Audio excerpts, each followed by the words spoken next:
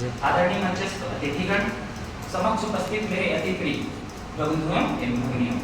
मैं विवेकता वाली assistant commissioner Gariaband जिला के पद पर हूँ पदस्थ और आज आपके समक्ष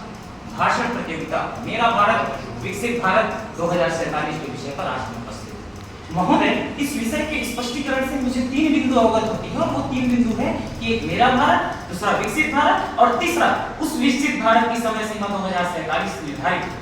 जब मैं मेरे भारत की कल्पना करता हूं तो मेरे मन मस्तिष्क में एक ही पंक्ति याद आती है, वो है भारतीय संविधान की प्रस्तावना की प्रथम पंक्ति की हम भारत के लोग अर्थात शासन सत्ता का संपूर्ण स्रोत हम भारतीय जनता में निहित है और भारत की जनता की और मेरे भारत की जनता के प्रति क्या भाव है उसको मैं अपनी स्वरचित 4 कविता जो प्रस्तुत करता हूं उसकी 4 पंक्तियों के माध्यम से रखता हूं कि स्वतंत्रता, समानता, बंधुत्व की ये भावना, अनेकता विविधता में एकता की भावना और देश में न्याय संदेश की ये भावना, वसुधैव कुटुम्बकम देश की ये भावना, देश के सारे भावों को साकार करने के लिए देश जब 1947 में आजाद हुआ तब 1951 में प्रथम पंचवर्षीय योजनाओं से लेकर 12वीं पंचवर्षीय योजनाओं 2017 तक की योजना आयोग के द्वारा योजना का निर्माण किया जाता रहा है और वर्तमान सरकार आती है उसमें परिवर्तन करने का एक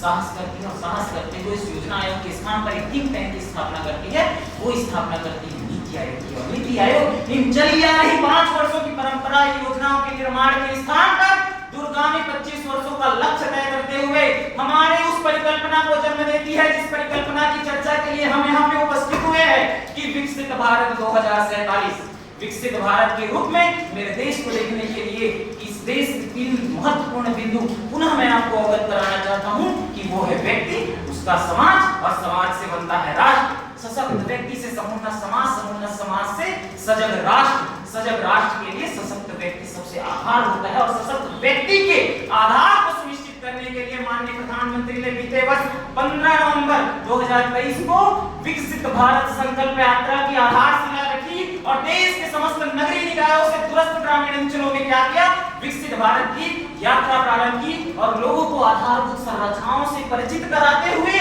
उनको उन संकल्पित भाव के रूप में एक योद्धा के रूप में लड़ने के लिए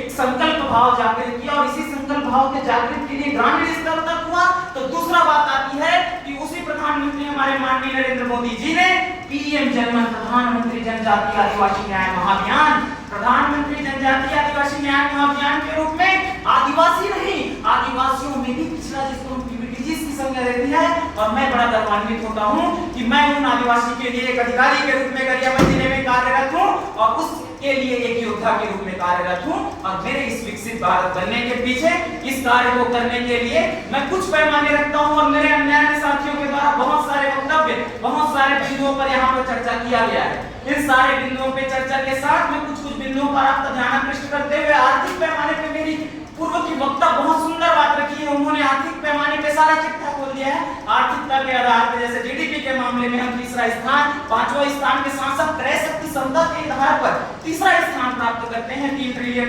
इकोनॉमी, $3 ट्रिलियन की इकोनॉमी के साथ वर्तमान की अर्थव्यवस्था के साथ हम 2027 में 5 ट्रिलियन इकोनॉमी के बनाने के साथ 2047 में निर्धारित करते हैं कि हम $30 ट्रिलियन की इकोनॉमी को बनाएंगे। इस $30 ट्रिलियन की इकोनॉमी के साथ हम दूसरे पक्ष को ध्यान देते हैं सामरिक हितों में हम मेक इन इंडिया के मसाल को लेते हुए वैश्विक देशों के साथ कदम ताल करते हुए अस्त्र शस्त्र का स्वयं निर्माण कर आत्मनिर्भर ऐसे बन रहे हैं कि हम आज क्रेता देशों की श्रेणी से हटते हुए अपना स्थान विक्रेता देशों की श्रेणी में शामिल कर रहे हैं, जिसे आप वर्तमान में ब्रह्मोस, पृथ्वी, अग्नि आदि मिसाइलों के माध्यम से समझ सकते हैं। ऐसे अगर कूटनीतिक क्षेत्रों की बातें करते हैं तो भारत की कूटनिरपेक्ष नीति की लोहा आज पूरा विश्व मान रहा है और इस विश्व के लोहा के साथ चाहे विषय आर्मेनिया, अजरबैजान की हो, रशिया यूक्रेन की हो या इजराइल फिलिस्तीन की हो, आज वैश्विक देशों की नजर भारत की ओर नत होती है और भारत की ओर नत होने के बाद भारत केवल एक आधार करता है कि केवल मैं एक स्वतंत्र वैदेशिक नीति का पालन करते हुए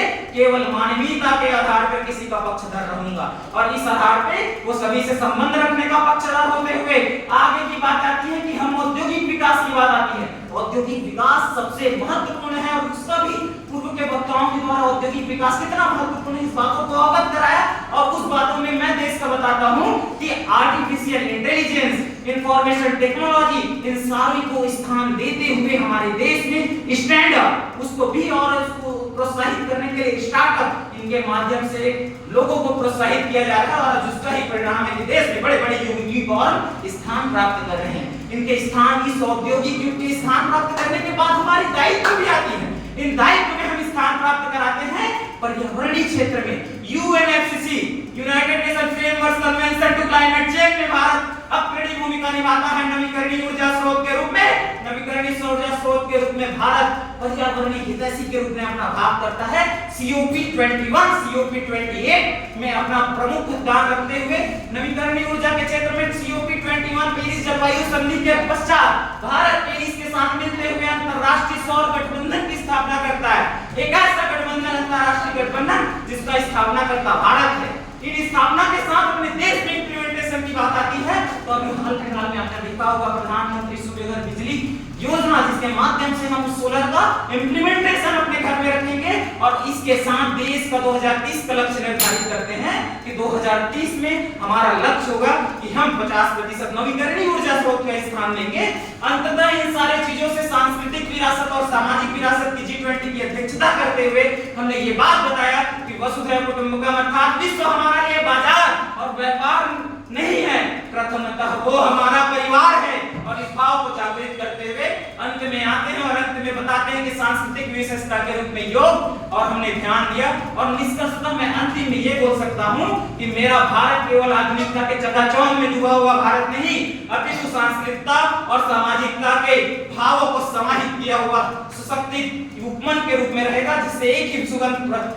पूरे जब ओर फैलेगा। वो सुगंध है कि विश्व में शांति हो। अंततः मैं कहूंगा 2047 में भारत के समक्ष एक विश्व का एक देश एक ही प्रश्न रखेगा और वो यक्ष प्रश्न होगा कि विश्व पूछेगा विकसित भारत कैसे हुआ। विश्व पूछेगा विकसित भारत कैसे हुआ, उत्तर केवल एक है, भारत के हुआ।